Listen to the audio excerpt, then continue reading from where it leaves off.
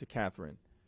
You know, the president came into the House chamber and peddled lie after lie in an extraordinary fashion, two in particular that should shock the conscience. One, the Trump Justice Department is in court right now trying to strip away protections from pre-existing conditions that exist under law that would be devastating to more than 100 million Americans.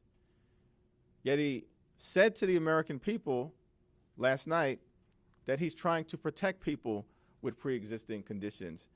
That was a cold-blooded lie. President Trump also said that he inherited a mess.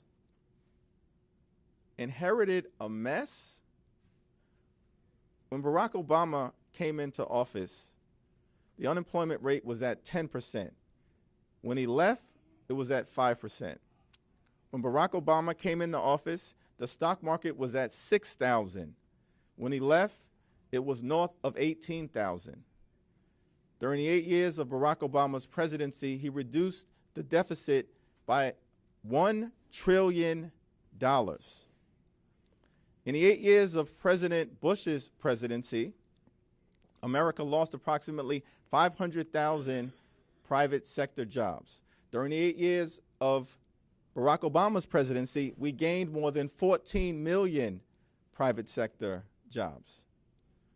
During Barack Obama's presidency, the automobile industry was saved from destruction.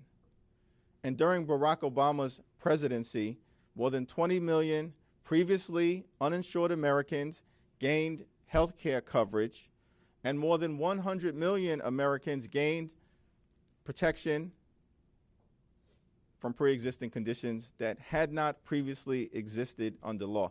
That's a mess? That's a mess? Lie after lie after lie peddled to the American people. Final question? I wanted to ask, so at this point, if the president is reelected, I mean, you guys are potentially facing 4 more years, would you consider continuing investigations then, or what do you see for potentially 5 more years of working with Donald Trump? Well, our focus right now is on the congressional session that is in front of us and the opportunities to try to work together to get things done on behalf of the American people. It's very interesting that people were very skeptical of the notion when Speaker Pelosi and Chairman Neal and others said, we want to get to yes on the USMCA. Many of my Republican colleagues on the other side of the aisle were skeptical about that. You know why? Because they would have never done it. They would have never done it. Their goal during Barack Obama's presidency, as articulated, was to make him a one-term president.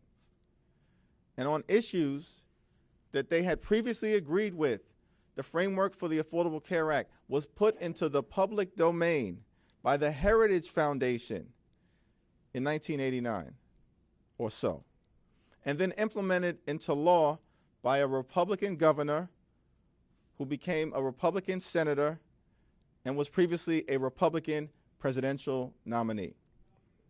But when Barack Obama put forward that framework that they put into the public domain, they rejected it because it was all about obstruction.